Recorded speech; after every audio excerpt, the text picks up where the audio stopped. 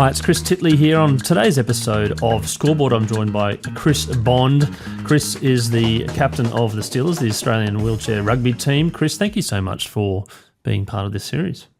Absolutely, Chris. It's a pleasure to be on board. Chris B and Chris T. It's the first ever Chris, so congratulations. What a cool name that is. Chris, I'm just interested in hearing about the start of 2025. We're sitting here on the 19th of February of 2025. How's the start of the year been for you? Yeah, it's been pretty good. My mates actually call me Bondi. If there's okay, we might go Bondi. We'll be a mate straight up. Yeah, if that helps you, Chris. 2025. It's been good. It's been a bit of a slow start, which usually happens after the big peak of the Paralympics. Into that come down year. In terms of sport, we've had a competition already. We've been away to Japan last week with the team, and it's a very new look team at the moment, which again happens in this stage of the cycle. There's some development players that got their opportunity to put the green and gold on, and we've got some athletes from our Paralympic campaign that are taking a bit of a break. But no, all systems go, mate. We're well into training and gearing up for our next big international, which is in June. Right, where's that?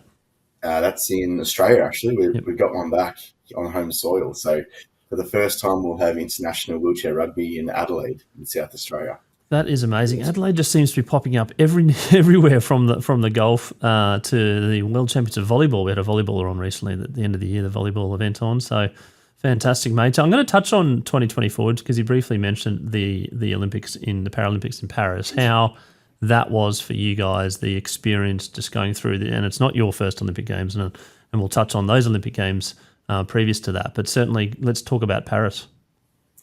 Yeah, Paris Paralympic Games, what a spectacle.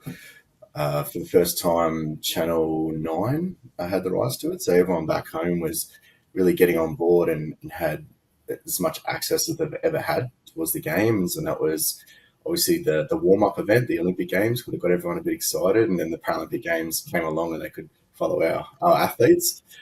For me, that was my first Paralympic Games as captain of the Australian Steelers as well. So very proud achievement for me. That was my fourth Paralympic Games. So definitely not a rookie anymore, one of the oldest guys in the team. And I see it in a few different ways in terms of result of how we did over there. So we could have come into the tournament having won the World Championship in 2022 and then winning the World Cup Challenge in 2023. So we had a very good team, a very strong team, and probably, I've said it on record, probably the strongest team I've ever had in my whole career. But in the same token, the rest of the world is, well and truly caught up since I first started playing, and there's some very, very good athletes out there in our sport and very well-run programs and teams out there now. So like most sport at the elite level, it's just who's better on the day, who gets luck of the call, who puts in that extra effort. And all in all, it started off pretty slowly for us. We went in and unfortunately we lost our first game. So you're already on the back burner. To Team GB, was it? Against Great Britain, who we didn't underestimate by any means, but they match us quite well in terms of their lineups and our lineups, and just made a few errors at the wrong time, and that's what killed us in the end. And we clawed it back a little bit, but we lost to them by 3, and then kind of sat back and we're like, geez, we got France next in Paris, and they're an up-and-coming team, the European champions. They're ranked 4th in the world at the moment, so it was going to be no easy battle, but that's why we do it. We're athletes, and this is the pinnacle. This is why we're here. So we still wanted to go and put a showing on and show that we can play this sport, and we think we're one of the best teams in the world. And we actually went in as the number 1 world-ranked team. And, yeah, that second night against Paris, things just started to click a bit more. We got up by about 4 tries in the first quarter and just kind of held that lead. And the crowd was immense. Like, it's not the biggest stadium there. I think it was around 10,000 or something, but just was purpose-built as everyone was all around you, like a big square, and you had to really sort of squint to find any green and gold in that crowd that night. It was just blue, white, and red, and they're singing songs and, booing us when we're sort of pulling out a goal and hitting their players over and stuff like that. So it was awesome, like, as an athlete, as an experience, and we did get the win. And personally, I was lucky enough to score the winning match-winning try in some spectacular fashion on the buzzer, and we kind of needed that goal margin to help us out to cross over. So everything kind of went wrong day one, and then day two it went right for us. Then we kind of licked our wounds and had a look at our third opponent, which was Denmark, who in Tokyo Paralympics actually beat us in the first game out of the blue. Like, they're one of the lowest ranked teams, and I'd never even lost a Paralympic Games game before Denmark beat us in Tokyo. So we had to get them back. They can't go along saying we've got you 2 Paralympic Games, we've beaten you again, and we had to win anyway to cross over. And we started to build our momentum, and we did beat Denmark by about 3 or 4 again. And then we sat back in the village, sort of biting our nails, and we're waiting on results of the other pool, which is a bit daunting. And luckily, in the village, you got the whole Australian Paralympic team, the mob around you. So all in the foyer, they got on the TV, all the different sports, all the different athletes. Like, what are we doing? Why are we watching a non-Australian game? They're like, we need GB to beat France. You're cheering on the team that beat you, right? That just beat us, and we would eventually play in the bronze medal match. Yep. But that's sport, that's the way it rolls sometimes. And it was kind of cool to see the whole Australian team there, cheering the red and white bombs, which is you would never ever do, right? But anyway, they got the job done, luckily, and that meant we progressed. And then we had a semi-final against Japan, who they were the number one in the world. They beat us to the world champs in 18. They beat us in our zonal championship, so we had to go through the long way to even get to Paris. And they're just a solid team. They got players in classifications that are top of their function, top of their class across the board. They're just ridiculous, and they kind of based their game off us over the last 10 years or so. So played quite a similar style, but they're extremely good, and they went through on every game in their pool up to that stage. And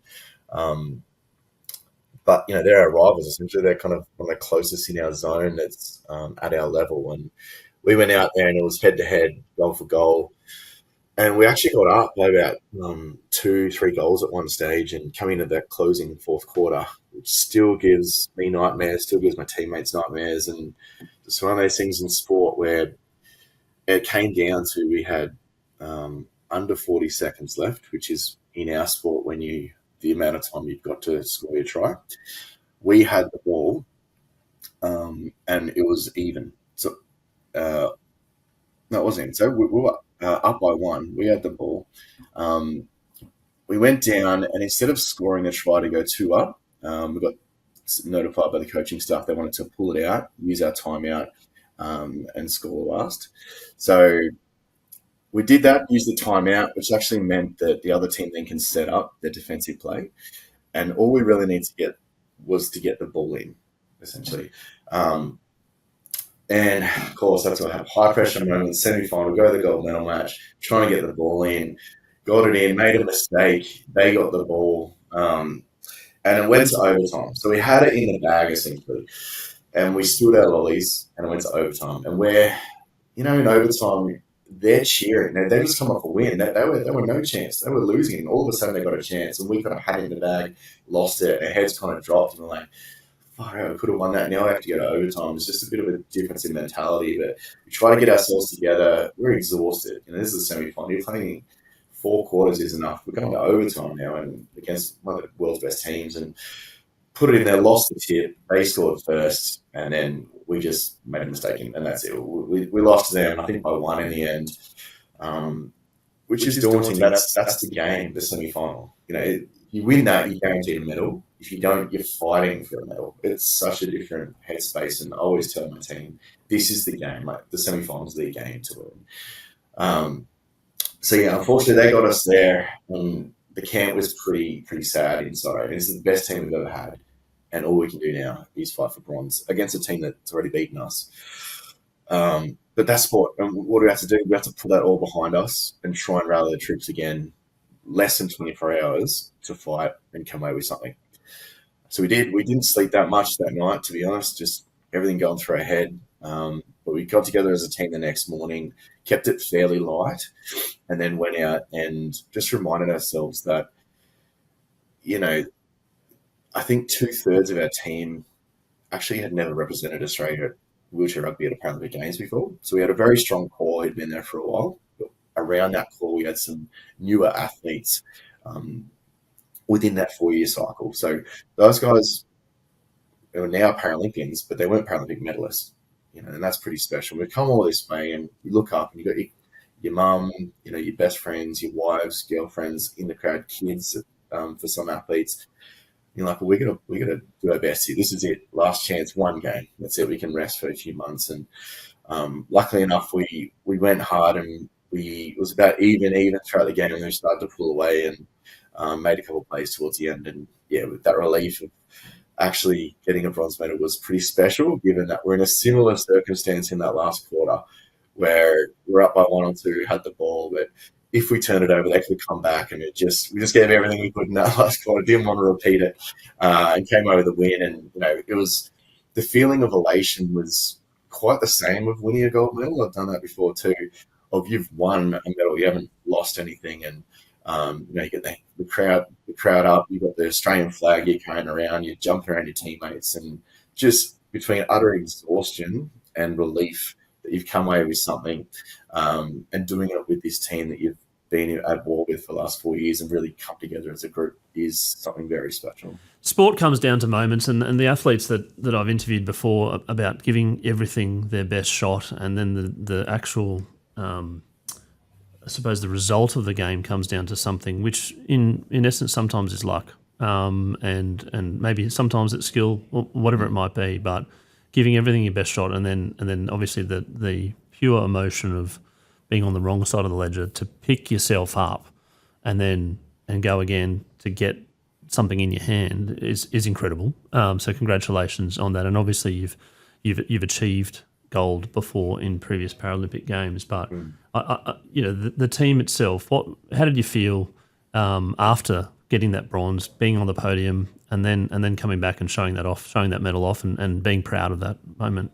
Yeah, it's not often you really get to reflect on your successes in sport, in particular our sport, because you just always got something you're aiming towards, and this is our big dance. So it hurt being at that gold medal match because we had to be there to then be on the podium after, right? So we're sitting there, and these other teams, which, we just lost in overtime to one, and the other one most likely would have beaten them in the semi and probably won gold.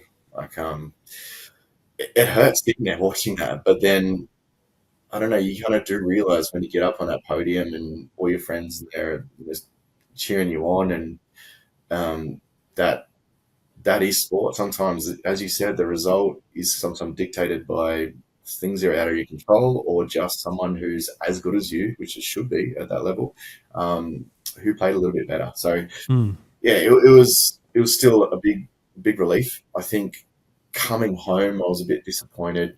First time captaining a team, had won gold previous games, and thinking that's your vision, that's what you always want, right? It's the only goal. But then coming back, and I don't know, there was a renewed sense of the public knew about Paralympians now. Like, I come back and they kind of known about us before, but there was more exposure. The movement's come forward in more leaps and bounds in previous games, and like I'd be feeling pretty off about it. I'd come home, go for a walk down the beach where I live in the Sunshine Coast with my partner in the morning, and usually get people staring at you. I wear cross-legged legs when I walk, so people staring at you, or in previous it'd be like, "Oh, do you play sport?" kind of thing. Whereas I get people stopping me saying, "Oh, well done on your bronze medal, Chris. You know my name, you know what we did." I got a guy who pulled me over and said, "Oh, shame about that turnover in the fourth quarter against Japan. You guys had it in the bag." I'm like, wow, you guys have watched our sport and you've taken it in and adopted it and got behind us. And that, to me, as an athlete with a disability, is something I've always dreamed of. I've always wanted to be an athlete. I didn't know it'd be in the Paralympics. So I acquired my disability at 19. But that childhood dream of representing Australia and people knowing who you are and following you and cheering you on was so much more relevant coming home. And then it made me a bit more proud of, we actually did win a medal for our country. And just thinking about everyone in their living rooms, like I did during the Olympics, fist pumping and backing us in. And I don't know, that makes me happy as an athlete. Yeah, absolutely. And let's get more following for wheelchair rugby as well. Do you want to talk about the game itself, how it's progressed, a little bit about the rules, etc. And I suppose that, Australia's dominance over so long, and now you're captain and you're an advocate for the sport. Let's give the sport a plug. Yeah, absolutely. So the sport was invented in the 1970s in Canada. There was a bunch of guys in rehab, quadriplegic athletes who weren't functional enough to play the sports like basketball and that, where you got sort of less impairment, so use of all your hands, that kind of thing. They want to create a sport. So they got some wheelchairs and a couple of rubbish bins and just started smashing into each other, trying to get this whatever ball made of wrapped up paper or something into the rubbish bin. And that's this kind of origin story. And, Canadians are a bit like us. They love full contact sport, ice hockey, gridiron. And our sport is a mix of a lot of North American sports, soccer, basketball. But I think why Australians are so good at it is because we've got our own, rugby league, AFL, team sport culture and contact sport culture. The big point of difference for our sport is that it's actually a mixed sport. So male and female athletes compete in the same sport, the same discipline. And when that whistle blows, if the girl's got the ball, you're going to hit them as hard as you can, which is a weird thing for me to step into from, my history in able-bodied contact sport, but a great dynamic to have, I think. And it's really helped us shape our culture and our values as a team, understanding that both from a men's and a woman's perspective. And women in our sport get so in our sport, we've got a classification system as to where you can fit into a team. So we've got 4 athletes on court, and we've got a classification system at its highest is 3.5 points, which is myself, which is deemed the most functional. So I've got all my core muscles. I'm a quadruple amputee, so I'm missing my left hand, most of my right fingers, and my legs below my knee. And then that classification system goes from 3.5 and 3, 2.5, 2, 1.5, to 0.5, which are the most impaired. So the 0.5 athletes are kind of high-level quadriplegic athletes, no use of their body, say nipples down, not much use of their arms, maybe no pec, tricep, that kind of thing. And within those 4 athletes, we need to make up at least 8 points, 8 or less points on court. So you think about that, I'm 3.5. I'm almost half the team myself. So our traditional lineup of myself and Riley Batt is one of the greatest rugby players that ever lived. We make up 7 points out of 8. So to get to 4, we need 2.5 players generally to assist us in that lineup. And that's what's got a high-low lineup. But you could also have a whole... Because you've got too high, too low, right? Yeah, absolutely. Yep. You could have a balanced lineup, so 4 2-point players equals 8, and everything in between, which is a coach's nightmare sometimes, trying to get in their head what lineups they want to use.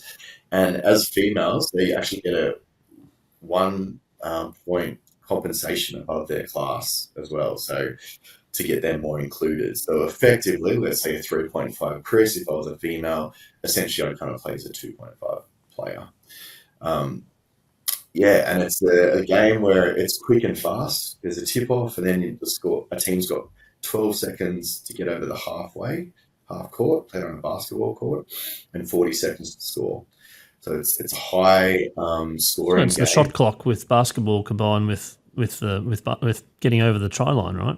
Absolutely. Yep. And you've only got 8 seconds to get the ball in from the inbounds, 8 seconds to bounce or pass. So it's very fast-paced, full contact. High octane. Yeah. High octane. And I think that's why the spectators love it. They're kind of challenged. A lot of people are brought up thinking the stereotype of someone in a wheelchair is soft, fragile, lesser than, non-athletic. And then they come to a game and we're fanging down the court, over 30 kilometers an hour, some of us. They've done studies where our hits have been like 5 G-forces. There's a lot of power. We train a lot, so a lot of strength and power that can come from our high pointers, smashing people, rolling them down the court, and then they're just smiling and get up and playing on. They're like, wow, this is intense for one. And if you can imagine, we play in armoured wheelchairs essentially, so wheelchairs up to 15, 20 kilos in weight, titanium, aluminium, battle machines essentially. So You get two of those colliding at a fast pace indoors, that reverberates around the stadium, big noises. You got tyres bursting from contact, just like gunshots going off. There's all sorts of weird metallic noises and screaming and that. And it's just intense, and the crowd loves that. And then they see a couple of big hits and all that, and then they kind of get in, and then they sit and they watch the tactical side of our sport. Because as I said, there's different roles that different classified players will play, different game plans, different offenses, defenses, and they sit back and like, oh wow, this is actually quite tactical and strategic, and full on, and they just kind of fall in love with that sport. So I'll recommend anyone who hasn't seen wheelchair rugby, if you get a chance to watch it live, please go and watch it live. If you can't, you can follow the Australian Steelers on their Facebook page or web page, and they've got live stream links when we're away. Or at a bare minimum, every 4 years when the Paralympic Games is on, tune in and watch Australian Steelers. Yeah, absolutely. And the point scoring and you mentioned in quarters as well. Oh, absolutely. So we've got 4 quarters, and every try you score is 1 point. Yep. We used to have timeouts. That's actually been scrapped as of this year. It's a new rule. So, which I kind of like timeout. We had in-play timeouts. So I'm about to get hit out or something. I just got timeouts to the ref, and you get 4 of those a game. To me, they're a bit of a cop-out. I don't know. Like growing up in Australia, we didn't have any of that. That's a very American rule, right? Basketball, they do when the player gets cornered by someone about to lose the ball. They go timeout, and then they can use the timeout. But it's sort of like a mercy rule. Absolutely, and the crowd hates it because it just makes the games longer. And that was now the new rules started this year, no timeout, so it's even quicker. There's more turnovers. There's miracle plays because you got no ace. Obviously, you just have to get that ball around the back or over the top or flick it in and just see what happens. And I think the crowd really likes that too. Chris, to know where the future of the sport is heading, we also need to talk about the past. Your involvement in the sport, how that came about, and do you want to talk about what happened when you were 19 to lead to where you are now and on this podcast and all the attention and fame that you're getting now, which is fabulous? Yeah, absolutely. I mean, I grew up in Canberra, one of the small suburbs in South Canberra, and my childhood was very athletic. We're outdoors all the time. We walked to school, rode to school. We had indoor soccer before school. Recess, we'd do soccer or handball. Lunchtime, we'd be playing, footy on the oval. And then after school, I'd be doing training for my club team. It was just, that was life. And then if we weren't, we're up the back, building bike jumps on the hill and getting around. And that's kind of how I grew up. So I was very athletic, and I guess I found probably at high school that I was pretty good at sport. I'm very stubborn. I don't know if I'm not genetically gifted, I wouldn't say. I'm just probably the mindset. I hate losing, and I'll go further than a lot of my peers. So I kind of figured that out in high school. I was very fit. I was a good athlete, and that kind of built my dream that I wanted to play sport for Australia. I didn't know what sport at that time. I was doing a lot of different things. I was good at a lot of different sports. Played rugby league for about 7 years. Cricket, basketball, soccer, you name it. And then fast forward a little bit, went to college, year 12. I was in the talent identification program for cycling. So AIS did a bit of a talent search at school and said I'd be a good athlete, and they said maybe cycling. I tried that for a bit. Didn't love it. Like growing up in Canberra, 5 a.m. mornings, you got layers on layers, pushing as hard as you can go for 30 Ks and before school, and then you got school. It was a lot. But I did enjoy that sort of step into elite sport or professional life as an athlete and doing all the right things, training, eating, learning a bit more about that. And then I finished year 12, and I was just working in a kitchen. I was a cook at the time and just starting to feel a bit off, a bit sick, and I wasn't hungry one night at work. I was like, that's not me. I'm 19 years old and this fit, athletic guy, and my boss said go home, so I did. And on the way home, I was clenching up my stomach. I was getting stabbing pains, and didn't know what was going on. But being 19 and invincible, so you cut in the background, is it? Invincible. I didn't tell anyone and just sort of toughed it out. And then I was on the toilet all night, diarrhea, stabbing pains, curled over on the floor, and got up in the morning and everyone left for work and we got home, and again, but I was too tough and didn't tell anyone, and it'll pass, it'll pass. It just got worse and worse, to the point where that afternoon I rang mum and said, "Oh, I'm no good here. I think I need to go to the doctor. I need someone to take me. I can't drive. I'm in all sorts." And one of my parents took me to the doctors, and the GP just said, "Oh, you probably got appendicitis. You need to go to the hospital right now." And like, I had a bucket, I was throwing up and curled up, and then got to Canberra Hospital, and I was just completely out of it. And they rushed me in, and it's a bit blurry by then, but they did a few tests and essentially said, "Mate, you're not good at all. We've got to take you in for some surgery. We don't know your chances to survive this, so say goodbye to your family." It was that quick. And I'm going, I've never been in a hospital before. Maybe a broken wrist, climbing out of a tree when I was younger. That was it. Yeah, they said, say goodbye to your family. So I rang my best mate and said, "I know what's going on here, but, thanks for being with me so long." And my brother came in, my 7-year-old sister, and then it kind of, I had to go in. Like, I was in all sorts. So my mum had just got to the hospital and she was kind of walking in. I just saw her as they're kind of wheeling me out to the surgery room. Just said, "Oh, I'll see you. I'll see you when I get up." And yeah, I woke up 4 or 5 days later in ICU, and my body was swollen. It was purple. I had tubes down my throat breathing for me, machines beeping that were keeping me alive, and just kind of going, what the hell has happened to me? I'm fit 19, and now I'm lying here and I can't move. I'm in pain. And eventually the doctor said, I went into surgery, and I had a rare form of leukemia, APML leukemia, which is a blood cancer.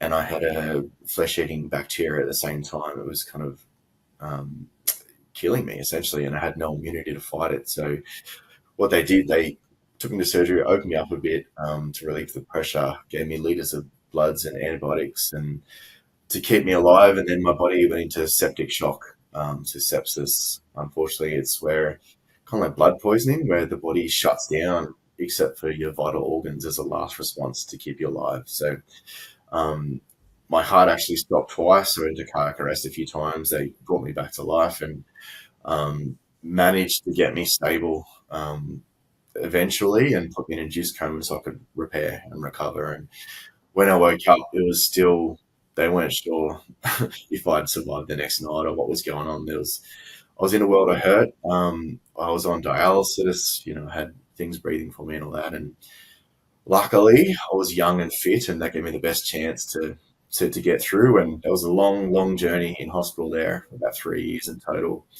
The first month was just kind of seeing how I would go, and then it got to a point where my limbs had gone gangrenous from lack of oxygen. So a little bit like frostbite. You've people have seen that in movies or in medical photos where your body just turns to stone, almost like a gargoyle, like goes black and rock hard and that. And essentially that was then starting to poison me because that was poisoning my body, which they didn't want to track to kill me. So they waited about a month. They said, "Yeah, we have to amputate now." So first they took my left hand and most of my right fingers. I don't know why my right finger, this one didn't Survived. go, but Yeah. thank God. Apparently it's a different bloodline or something. But Yeah. Wow. still got That's that amazing. Like, Pinsegret, which yeah. is massive that I can do anything now with that. But and then 2 weeks later they took both my legs below my knee, and it was a very long journey to get through recovery of surgery because my left leg was really bad, so they actually had to take most of the skin off it and skin graft my whole leg, which they had to take from my stomach and my butt and my right leg, and that didn't heal right away. And in hospital, I got all sorts of infections, golden staph and MRSA and all that, which happens when you're sitting there with open wounds, in a hospital environment. I was constantly fighting battles with sickness, infection, trying to get my body to heal and accept the new skin, to a point where eventually they puzzled me all together. The grafts healed, I healed up. That was after about 60 operations. And then I got to a point where I was well enough, a few months in, and like, okay, well, now you're well enough for chemotherapy. So I had to deal with the cancer still, obviously. So, then I got poisoned effectively for a few years and was in remission 5 years later. So that was kind of my hospital story. But then as I was coming out of hospital, I looked at myself in the mirror there. I was down to 40 kilos at one stage, just pale white, skin and bone from an 80-kilo athlete, and going, this is not me. I can't identify with this person. So yeah, going through my rehab journey was just building my body back up to being a 19-year-old male, like a fit male. And that was slow and steady, but then started to get a bit more momentum, build some muscle, see what this body could do. So then to a point a few years later, I was like, all right, well, I've got a few small goals now. I can sit up by myself, push a wheelchair. I got to the point where I could wear prosthetic legs and teach myself and build my muscles back up to do that. And I was like, there's something missing still in my life, and it's my competitive drive. So I'm a twin, Chris, and that's never left me. I just competed for everything in my life, and there's something missing, and that was sport. And asked the rehab center, like, what can I do now? I don't know, been disabled before. Like, the Paralympics was a blip on the radar back then for mainstream. I'd never really even seen it. And I knew I loved sport, and they said, oh, we're going to hook you up with someone at the AIS, given I was Canberra based. And that was a swim coach who's still coaching now, Yuri. He was great. He said, yeah, basically we'll get you into swimming and you can do that. But mate, I'm more of a land mammal, I like to say. Like, I like to be able to breathe properly when I compete and exercise. And running all day, every day, swimming, not really my jam. But I gave it a crack and got into that kind of semi-elite lifestyle of going to training camps with other swimmers and going to AIS to train and building my body back up a bit. And I guess that was the pathway I needed to have, because I think a year later I was doing some weight training in the AIS, and the head coach of wheelchair rugby, Brad, came in and just said g'day, essentially, and mentioned that I'd be eligible to play wheelchair rugby. I was like, what's that? Like, that sounds awesome. And then he invited me to a training camp later that year. The national team was in AIS, and I just came along and watched these guys and girls at the time just smashing into each other and fanging down the court and cutting through these cutways. And like, wow, you can do that in a wheelchair? How do you go that fast? And met some of them. They're really nice people. And the coach essentially just said, oh, yeah, jump in a chair. I was like, oh, I don't know how to use this thing. And just go down the end of the court and hit that guy. I was like, no way. He's like 3 times bigger than me, But I did it, hit the guy, he turned around and smiled. And I was like, yeah, this is what I want to do now. So put everything I could that next year to make the squad, and then within 12 months I was going to my first Paralympic Games. Mate, what a fantastic story of resilience and determination and competitiveness. You mentioned your twin there. Is that where you reckon you got your competitiveness from? Absolutely, yeah. My whole life, everything, and even still now. Who's the oldest or youngest? Me by 2 minutes, mate. Yeah, I'd say I'm more mature, and he'd say he's more developed. So right, okay, never win. Yeah. And then the love, the passion for the sport ignited to make the team and to make the national team. And then the first time that you've been selected for Australia, do you remember that? And how proud you were as an athlete representing your country, the dream of Chris as a young child? Yeah, it was awesome, mate. My family came over, and I remember vividly, like, it was London Paralympic Games. It was one of the standout Paralympic Games for our movement, and you're pushing out to this massive stadium, hundreds of thousands of people there, all taking photos. It's like a movie, really. You got songs going. You look up, and the Queen's in a little booth waving. It's just, you're like, is this real? I almost died, a few years ago. And it was one of those times where I could actually reflect on my whole journey, like everything I've done, all those rough nights of fighting and pain and everything. You have to draw on your resilience to get through something like that, and then mixed in with that lifelong dream to be representing a country at sport, and being shown on TV, and everyone back home, all your mates that couldn't get to London were there supporting you, and it was just unreal to have that moment, and knowing that mum and dad and all that were in the crowd somewhere, and just felt like my purpose and where I belong. Like, this is what I always wanted to be. And that's great. But then you got to shut that off the next day and be like, we're here for a job. That's step one. Become a Paralympian. Cool. I've done that now. What's next? Well, let's do the best I can for my team. and add some value, because that's what I'm about. And luckily enough, in that campaign, we'd never won a gold medal before, always come silver. And I think we just found that right formula with me coming into the team, having that different lineup with me and Riley, having some great athletes around us, and just being a bit more professional in this cycle, that we actually went on to win every quarter of every game in that Paralympic Games, to win Australia's first ever gold medal, and probably something that will never happen again in the sport. And it's the start of our dynasty in Australian wheelchair rugby. So I'll always be honoured, proud, and privileged to have set that legacy in motion for Australia. No, mate, for sure. Absolutely. And that's something, as you mentioned, will probably stand through the test of time of every quarter. Like, I mean, that's pretty unheard of, well, very, very challenging to beat now. The team dynamic then, you being fresh into the sport and into your first Paralympic Games, can you talk about the team dynamic, the culture, and also the legacy that you're leaving now as captain and building that culture moving forward? Yeah, absolutely. So I can pretty honestly say back in 2012 and prior, like Riley Batt, who many people would know is well renowned as the best player in the world, and he was outstanding. Like when I came in, he'd be defending 3 players. Well, it'd take 4 players to defend him at times, and he'd still get the ball, which is awesome. But that's not team sport, and teams work that out, and they could balance their lineups and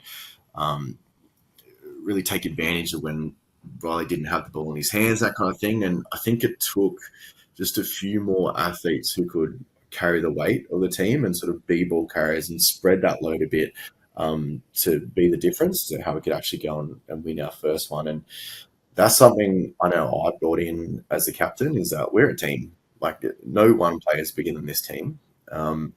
And I think a telling sign of probably my leadership coming in was I was captain after our Tokyo campaign, and that campaign was probably our worst campaign that I've ever been a part of. COVID affected, team injuries and illness, which meant we couldn't run our best lineups. It was a struggle on a lot of fronts.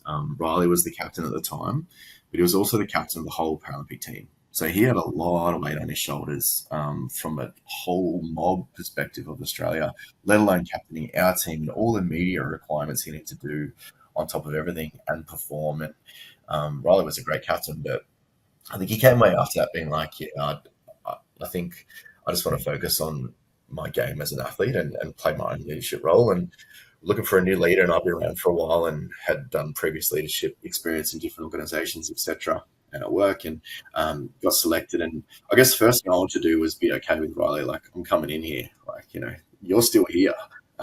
We need to get this right, and we get along well, but we're highly competitive as well. So I play for Queensland, he's for New South Wales. We're always in the final, giving each other grief, swearing at each other.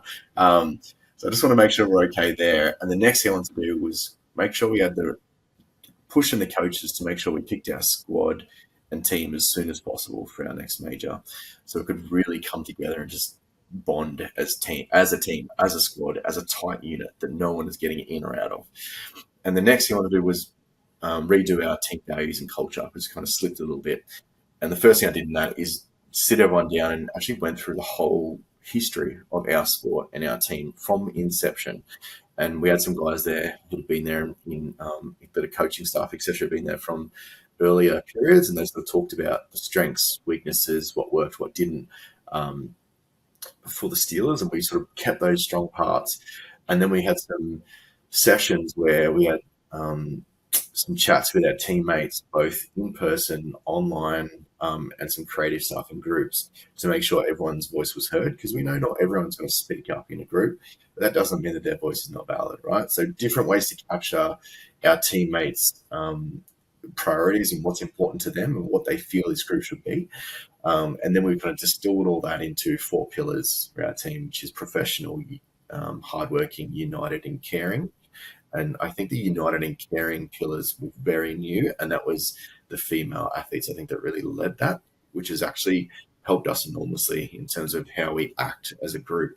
And then we've just tried to instill every part of our operations as a squad, as a program, and as athletes to those core values, and we've listed some behaviours underneath them. So we've spent hours and hours, days, working on this team culture values, and we bounced back with that formula, with a bit of a new leadership, got some pickpocketed some players from other sports and built them up and got them built into the Steelers way, and came into the World Championships in 2022 as underdogs. Everyone our coaches wrote us off in the media, and I'm on record saying, no, we are the team here. We can do something. We've got experience. We've got the right people.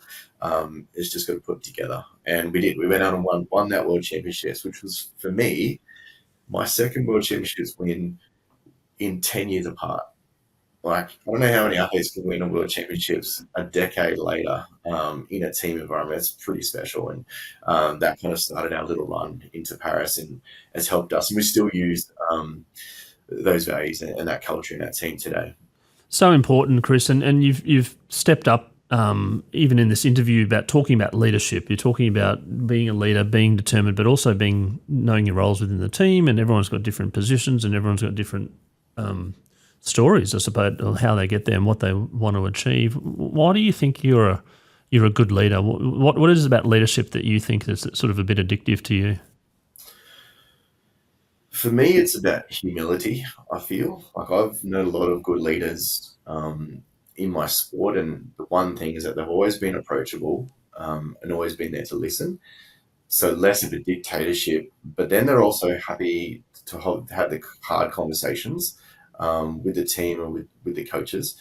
And much the same in business, in my old workplaces, the CEOs, managers, they were there to not micromanage, but to lift you up, I guess, and give you some belief that you have what it takes. It's just about playing to your strengths, essentially. And in a team environment, that's what it is. We're a team. They're only as good as your weakest player, as we all know. I don't know, me personally. I'm a twin. I'm the eldest in my family, so I guess naturally always kind of been the responsible one, or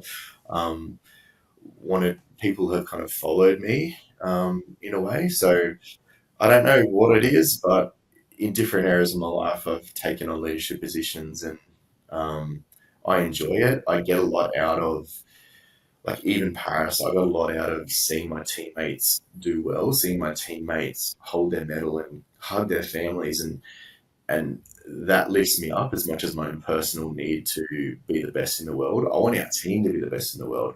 I wanted our athletes and teammates to taste success I've had, because it's infectious, and that's the dream. That's why we do this. I want us to have a collective goal towards that. Speaking of goals, were you a goal setter during that tough time around? There was always something to get to achieve, or was it sort of decompartmentalised, I suppose, into a step at a time, and thinking about the Paralympic Games in 2028 now as a goal? Is it in the back of your mind, or is it like, no, let's just focus on this next event? Yeah, absolutely. I set goals in all areas of my life, and I think you have to. And I think what keeps life fresh is that you have your medium and short-term goals, not just the long ones, because that can be a grind sometimes.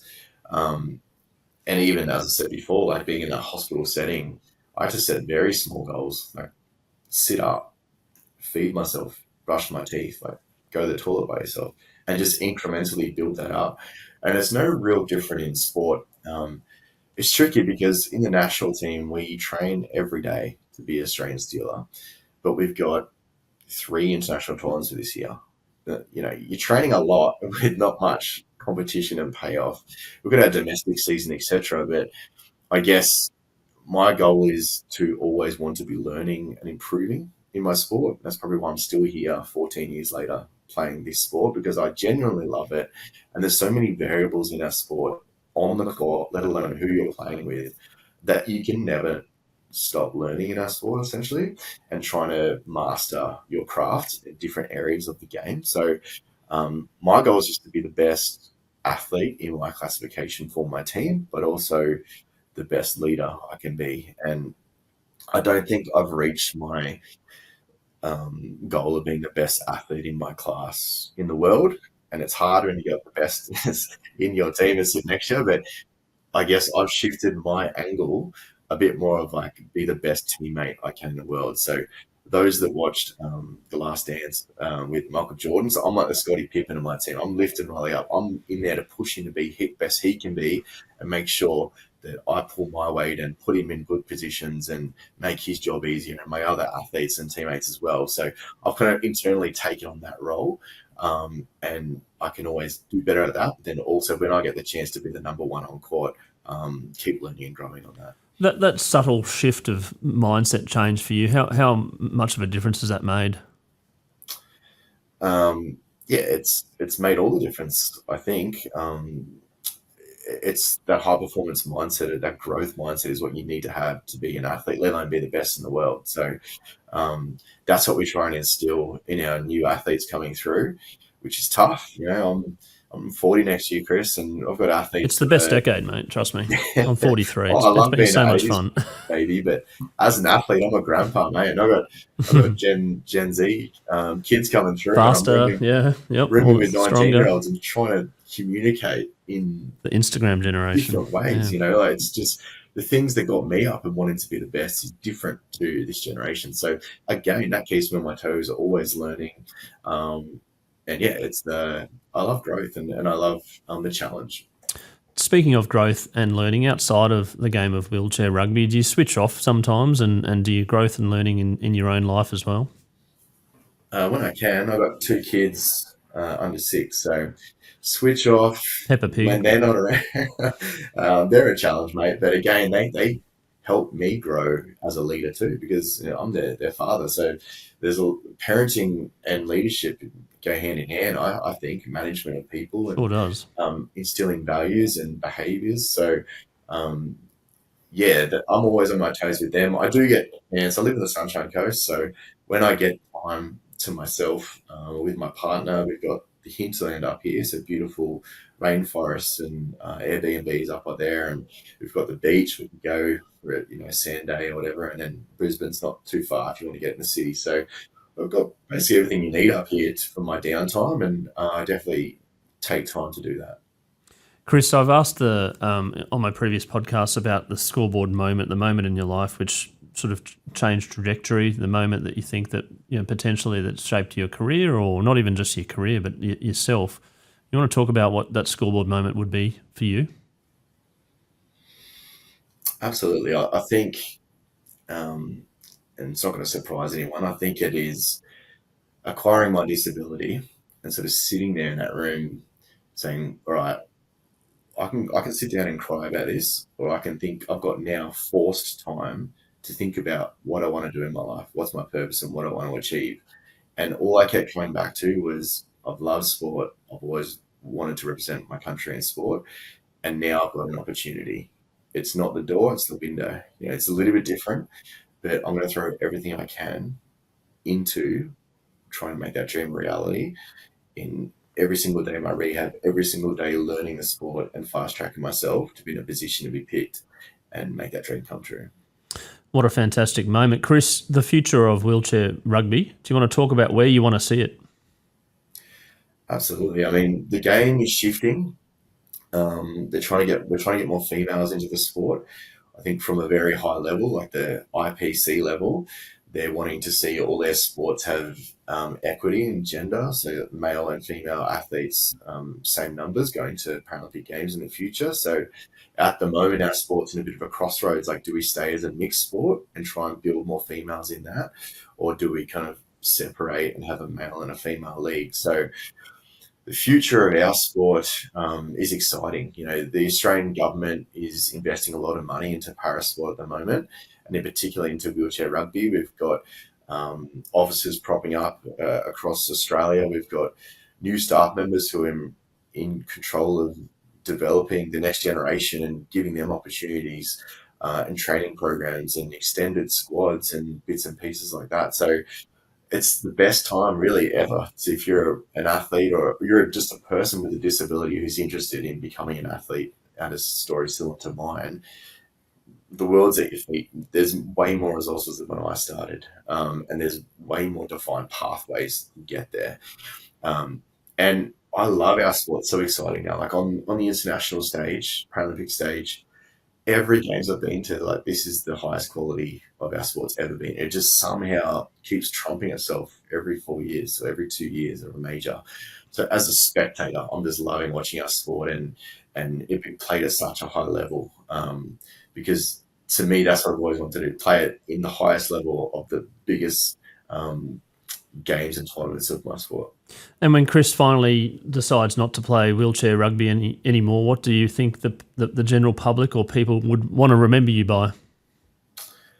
Hopefully just someone who worked their ass off, was very purposeful in what they did, team first, and gave everything they could on the court at all times. And for me, that's what I want my legacy to be. And in particular for my kids, like when they're old enough to actually truly understand what I do as an athlete and what I've achieved in my time, and they can watch footage and see, oh, Dad never gave up on a play. He gave everything he can for his team.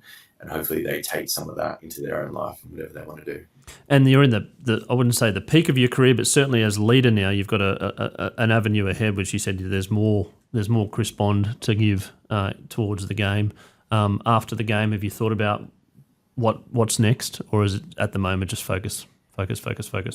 Yeah, I'm in a bit of a transition period at the moment where I'm sort of weighing up what I want to do. I wasn't sure if I was going to continue on after Paris, and I have told the coaches, like, I'll go this year, but putting some feelers out for some full-time work, and something's got to pay the bills as well, unfortunately. That's the battle, I guess. Sport, business, life, yeah, so, all the domains. I'm just in a bit of a transition, but I'm not sure. I might retire before LA. I want to keep going. Not exactly sure yet. I'm working that out at the moment, but I do love the sport. I'm coaching and captaining my league team. We play next week in Melbourne, so I still get that outlet of being involved in the high performance aspect as well as being an athlete. So not sure, mate, but we'll know in time. Yeah, no, it's a good question. Sometimes I'm a little bit confused about what I want to do as well. So but I love being behind the mic. Chris, thank you so much for telling your story today. Obviously one that has come from a very tragic accident, come out the other side, to be where you are now, to leave or to leave the hospital firstly, to then to play sport, and then to play wheelchair rugby, to then play for Australia, to be in the Paralympics that you've been in, now to captain and to leave a legacy. Congratulations, and it's just an inspiration to everyone. I look forward to following your progress and the team's progress as well, as you mentioned, a team game, and looking forward to being an advocate for wheelchair rugby in Australia. Thanks, mate. I appreciate it. And all your listeners, if you haven't already, go and look up wheelchair rugby and give it a look.